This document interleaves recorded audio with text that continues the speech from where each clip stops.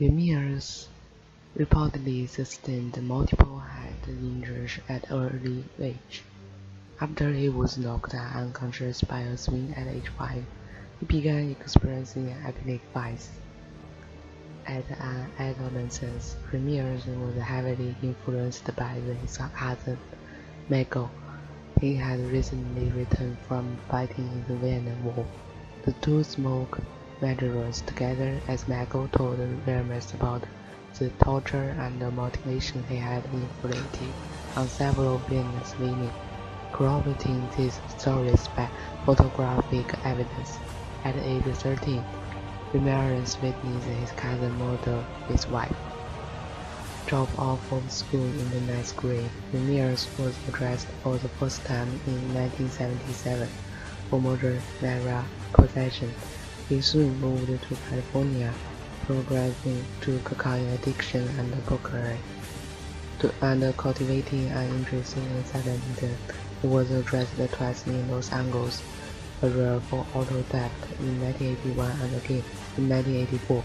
He noticeably began to neglect Ramirez next struck nearly 9 months later.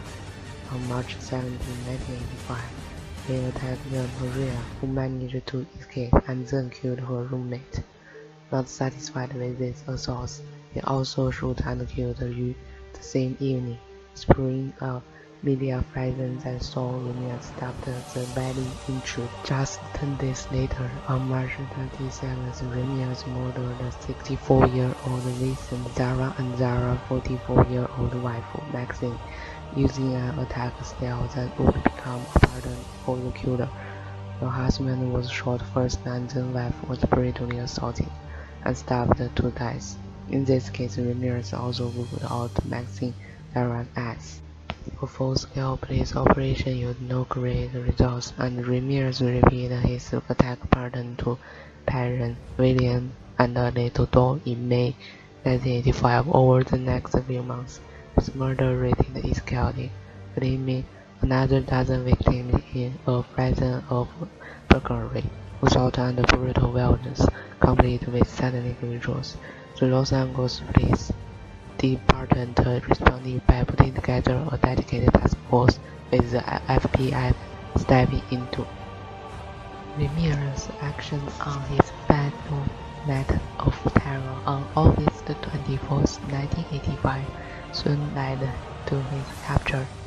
First, he left a footprint before the witness took note of his arm and legs plate.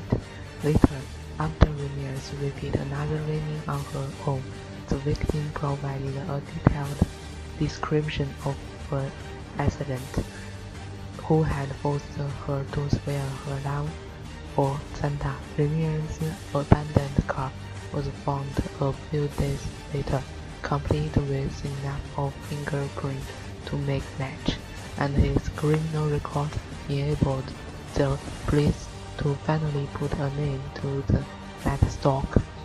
National TV and print media coverage featuring its prison photo, along with a series of clues from witnesses and survivors, led to Ramirez's capture on August 30. Ramirez waited in jail and his trial was continuously pushed off. The delay marked by a series of motions and breaking between prosecutor and defense attorney, because the graphical spread of the crimes also complicated the scope of the trial with jurisdictional issues. Some of the charge against Ramirez was dropped in order to expedite what was coming to a long journey. The judge selection process finally moved forward on July 22, 1988, and the trial itself commenced the following January.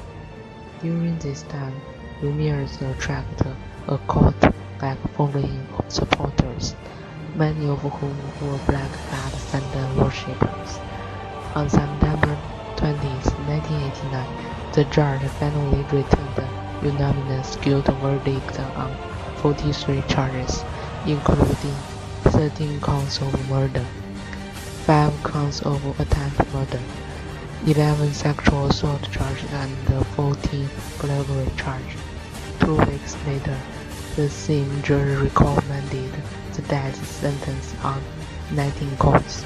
The convicted murderer was formally sentenced to death in the gas chamber on November 7, 1989, and was sent to San Quentin prison in California to spend the remainder of his days. Ramirez eventually was linked to more vicious crimes.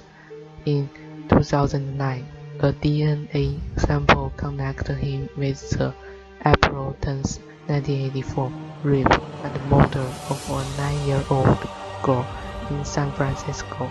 After nearly 24 years on death row, Richard Ramirez died on June 7, 2013, at the age of 53 from complications related to B-cell leukemia.